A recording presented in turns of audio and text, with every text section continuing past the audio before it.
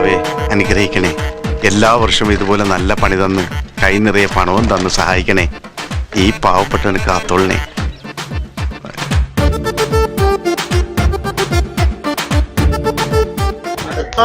സംഭവം എന്റെ കൈ കിട്ടൂലെന്ന് വിചാരിച്ചോ? അവിടെ മുങ്ങി ഇവിടെ മുങ്ങി കുറെ കാലായി നീ എന്റെ കണ്ണും പഠിച്ചു നടക്കുന്നു. അയ്യോ, ഞാനും 2 ദിവസമായിട്ട് കരിമ്പായി അന്വേഷിച്ച് നടക്കായിരുന്നു. വിശേഷങ്ങൾ എന്തൊക്കെയാ? വിശേഷം നല്ല വിശേഷം. നല്ല സുഖാണ്. ഒരു പ്രത്യേകതരം സുഖം. ജനിച്ചിട്ട് ഇത്രയും കാലമായിട്ടും കിട്ടാത്തൊരു സുഖം. നമ്മുടെ ഈ ബിനീഷ് പാഷിന്റെ കല്യാണമൊക്കെ നടത്തണ്ട നമുക്ക്. 1ഉം 2ഉം അല്ല, 48ാമത്തെ പെണ്ണ് കാണില്ല. മൂപ്പർക്ക് പെണ്ണ് കിട്ടണമെന്നൊന്നും ഉണ്ടാവില്ല. പെണ്ണും പിടക്കൊഴിയും ആയാലേ ഇങ്ങനെ ഒറ്റേനെ പോലെ ചുറ്റിക്കറങ്ങി നടക്കാനൊക്കത്തില്ല. എന്ന് വെച്ചാൽ അപ്പോട്ട് എന്നും ഇങ്ങനെ നിൽക്കണമെന്നാണോ? എല്ലാരും കൂടെ കാര്യമായിട്ടൊന്ന് ഉത്സാഹിക്കണം. ഉത്സാഹിക്കാഞ്ഞിട്ടാണോ? 100 കൂട്ടം തടസ്സങ്ങൾ. ഒന്നുകിൽ ജാതകം ചേരില്ല, അല്ലെ പെണ്ണിന് ഇഷ്ടാവില്ല.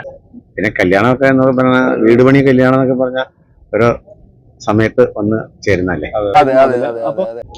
ഇപ്പത്തെ സ്റ്റാർ മാജിക് പഴയതിനേക്കാളും ഒരുപാട് സോഷ്യൽ മീഡിയ അറ്റാക്കുകളൊക്കെ നേരിട്ടായിരുന്നല്ലോ. ഒരുപാട് മോശം എന്ന് പറഞ്ഞാൽ മോശം അഭിപ്രായം കുടുംബത്തെ പറ്റി നാട്ടുകാർക്ക്. ഈ അടുത്ത് ഏറ്റവും കൂടുതൽ അറ്റാക്ക് നേരിട്ട ഒരു വ്യക്തിയായിരുന്നു മറ്റേ നമ്മുടെ ലക്ഷ്മി നക്ഷത്ര സ്റ്റാർ മാജിക്കില്. ആവശ്യമില്ലാത്ത കാര്യങ്ങൾ പറയണേ. ആ ഒതുക്കവും ആ അച്ചടക്കവും ആ ശാലീനതയും ആ കുലീനതയും ആ തറവാടത്തും ഒന്നും പറയണ്ടല്ലോ മേന്നെ. ആ കുട്ടി അവർക്ക് വല്ലാതെ അങ്ങോട്ട് ബോധിച്ചു. എന്റെ ഭഗവാനെ.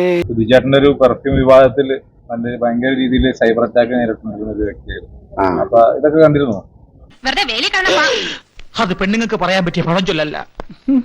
ഞാൻ സത്യം പറഞ്ഞാൽ ഞാൻ ഒന്നും നോക്കാറില്ല. ഞാൻ കമന്റ് നോക്കാറില്ല, ഒരു സംഭവം നോക്കാറില്ല, ഒരു കാര്യം നോക്കാറില്ല. അതുകൊണ്ട് ഞാൻ പക്കായിട്ട് അങ്ങ് പോവുക. നിന്നെ സമ്മതിക്കണം. നിന്റെ വായിൽ എങ്ങനെയാടാ ഇത്രയും പെട്ടെന്ന് ഇത്രയും വലിയ നുണകൾ വരുന്നേ? സത്യം മാത്രം പറഞ്ഞ് ശീലിച്ചിരുന്ന എന്നെ ഈ പരുവത്തിലാക്കിയ മറ്റാരുമല്ല, സാറ് തന്നെയാ. അല്ല, അത് ഇപ്പൊ ലക്ഷ്മി നക്ഷത്ര അങ്ങനെ ചെയ്തത് സുധിച്ചേട്ടന്റെ ഭാര്യ അങ്ങനെ ചെയ്യാൻ പറഞ്ഞുകൊണ്ടാണ് അങ്ങനെ ചെയ്തതെന്ന് പറഞ്ഞത്.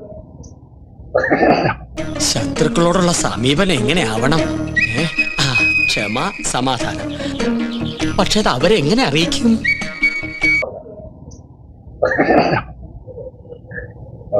ഈ ആക്ഷൻ നല്ലല്ലേ? എന്റെ അമ്മച്ചി എന്തൊരു പെർഫോമൻസ്. എല്ലാവർക്കും വർക്ക് ഉണ്ടാവട്ടെ. വർക്ക് എന്ന് പറയുമ്പോ എല്ലാവർക്കും നല്ല രീതിയിൽ വർക്ക് ഉണ്ടാവട്ടെ. ജീവിതം നിങ്ങളെ പോലെ വെറും ഒരു തമാശയെ തള്ളിക്കളയാൻ എനിക്ക് പറ്റില്ല. എന്തോ വല്ലതും പറഞ്ഞു? എടാ അലവലാതി, പുണ്യവാഞ്ചമേ, സൂക്ഷിച്ച് സംസാരിക്കണം. ഇല്ലെങ്കിൽ നീ എന്നെ പുറത്തു കളയൂ. അപ്പൊ ഇറങ്ങട്ടെ മക്കളെ. എന്താ ഞാനങ്ങ് ഇറങ്ങുവാ. ഒരു ലയന ചർച്ചയുണ്ട് ആലുവയിൽ വെച്ച്. ആരുമായിട്ടാണോ? ആരെങ്കിലും ഒക്കെ ആയിട്ട് കൊറേ ഉണ്ടല്ലോ.